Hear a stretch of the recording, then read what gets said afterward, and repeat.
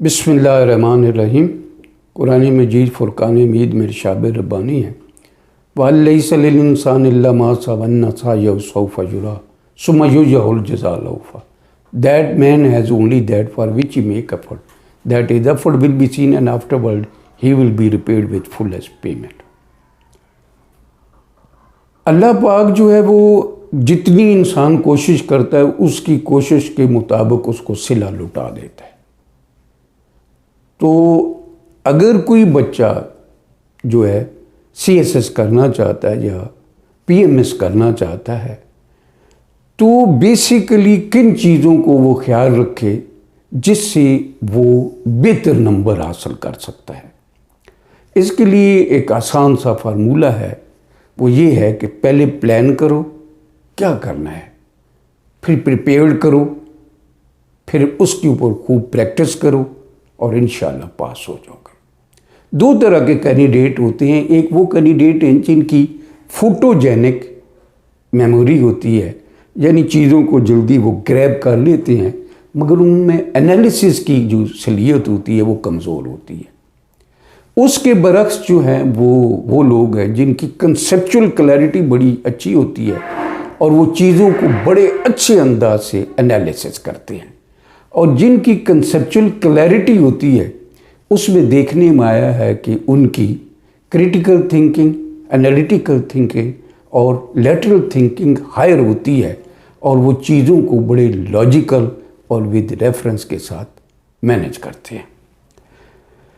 जो CSS है इसमें कोई शक नहीं, बड़ी अट्रैक्टिव जॉब है, बड़ी रिस्पेक्टेबल जॉब है, बड़ी रीज़नेबल जॉब है, चाहे वो फॉरेन सर्विस हो, पाए जो है मैनेजमेंट ग्रुप की हो, चाहे कस्टम की हो, इनकम टैक्स की हो, चाहे जो भी हमारे जितने भी कैडर्स हैं, सारे के सारे कैडर जो हैं बेसिकली बड़े अट्रैक्टिव जो हैं और उसमें फैसिलिटी भी बहुत अच्छी जो है वो मिलती हैं और रिस्पेक्ट भी है।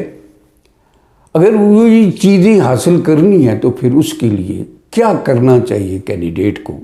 एक तो है कंपलसरी सब्जेक्ट हैं, उनसे तो जो है वो उसने हर हालत जो है उनको तो उसके दूसरा उसके पास चॉइस ही कोई नहीं है। और दूसरे जो ऑप्शनल सब्जेक्ट है उस सिलसिले में, क्योंकि ये जो कंपलसरी सब्जेक्ट हैं ये अमूमी तौर पर पुराना डेटा उठाकर देख लें तो आपको बहुत ज़्यादा जो है ना हाई मार्क्स नहीं मिलते हैं। ज़्यादातर लोगों के जो है वो 50 और 60 के दरमियान ही जो है इनकी जो मार्क्स आते हैं वो इसी कैटेगरी में होते हैं। अच्छा, दूसरे जो हैं आपके ऑप्शनल सब्जेक्ट हैं जिसके अंदर आप जो है वो जिनको आप ऑप्ट करते हैं उसमें किन किन चीज़ों का आप ख्याल रखेंगे तो आपके जो है वो बेहतरीन फ़ायदा उठा सकते हैं। सिलेक्शन में चंद चीज़ों का ख्याल रखें। एक, नंबर 1, जिस सब्जेक्ट में आपकी एकेडमिक बैकग्राउंड है उसको प्रेफरेंस दें। अगर स्टैटिस्टिक है, फिज़िक्स है, बायोलॉजी है, साइकोलॉजी है, एंथ्रोपोलॉजी है, मैथमेटिक्स है, पहले ये देखें कि ये मेरी जो स्ट्रेंथ है वो, क्योंकि ये एकेडमिक बैकग्राउंड जो है वो आपको बड़ी हेल्प बैक करती है। दूसरी चीज़ देखें कि जो मैं ऑप्शनल सब्जेक्ट उसमें मेरी इंटरेस्ट क्या है। बहुत से लोग होते हैं जो उनकी इंटरेस्ट जो होती है बेसिकली ना होने की वजह से फिर वो बोरियत फील करते हैं। और तीसरी है कि वो एक्सपीरियंस, बेसिकली वो उनका एक्सपीरियंस जो है वो बड़ा काउंट करता है। और चौथी चीज़ जो है वो ऐसे सब्जेक्टों की सिलेक्शन करनी चाहिए जो ओवरलैप करें, यानी वो जो है कंप्लीमेंट्री हो जो है कंपलसरी सब्जेक्ट के। तो पहला जो है ये क्राइटेरिया बना ले कि हमने उन सब्जेक्ट को चॉइस करना है जिसमें आपकी एकेडमिक बैकग्राउंड हो, दूसरा इंटरेस्ट को देखें, तीसरा एक्सपीरियंस को देखें, चौथी चीज़ जो देखें वो ओवरलैप करते हो। अब दूसरी चीज़ जो आपने ख़ास ख्याल रखनी है, बहुत से बच्चे हैं रीडिंग बेतहाशी करते हैं मगर उनकी राइटिंग स्किल कमज़ोर होने की वजह से उनके पास बहुत ज़्यादा नॉलेज होने के बावजूद भी मगर राइटिंग स्किल कमज़ोर होने की वजह से वो डिज़ायरेबल रिजल्ट हासिल नहीं कर पाते। तो इसलिए रीडिंग प्लस राइटिंग दोनों के ऊपर फोकस करें। जो बच्चे रीडिंग और राइटिंग पर फोकस करते हैं इनके सिलेक्शन के इनके अच्छे मार्क्स आते हैं और इनके सिलेक्शन के चांसेस बढ़ जाते हैं। तीसरी चीज़ जो इस तरह है कि इसको अपने जो है ना पल्ले बांध लेने की ज़रूरत है, और ये है कि सिलेबस और प्रीवियस 20 सालों के पेपर हार्ड और सॉफ्ट कॉपी हर वक्त आपके पास होनी चाहिए।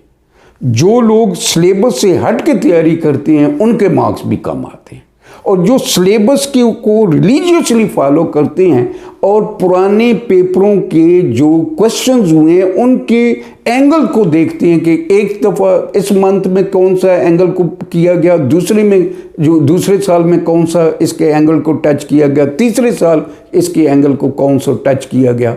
जो इस चीज़ का ख्याल रखते हैं वो भी बच्चे जो है वो बहुत ज़्यादा नंबर उठाते हैं। और चौथी चीज़ जो बड़ी आम है वो है आपको ग्रामर के ऊपर फुल कमांड होनी चाहिए, क्योंकि चाहे आप वर्बली चाहे इतने एक्सप्रेसिव हैं या नहीं, क्योंकि उसने जो एग्जामिनर है उसने तो वो देखना है कि आपने रिटन फॉर्म में कितना जो है वो प्रोड्यूस किया है। तो आप जिन बच्चों की जो ग्रामर के ऊपर जो कमांड होती है उससे वो बड़ी मतलब अच्छे नंबर उठाते हैं, और जिनकी कमांड नहीं होती ग्रामर के ऊपर उनके चांसेस कम हो जाते हैं। फिर अगली बात जो है वो आप अपनी नेचुरल वोकैबुलरी पर जो है वो ज़्यादा फोकस करें रादर देन कि आप आर्टिफिशियल वोकैबुलरी।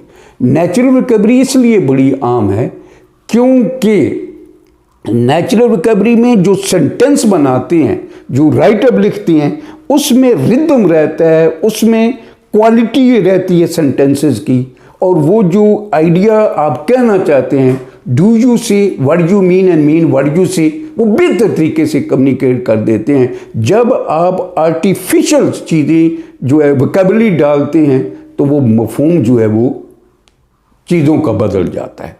अगर आप कामयाबी चाहते हो, मैक्सिमम मार्क्स चाहते हो, तो इन चीज़ों को अगर ख्याल रखो। क्राइटेरिया के अंदर किस चीज़ का ख्याल रखना है?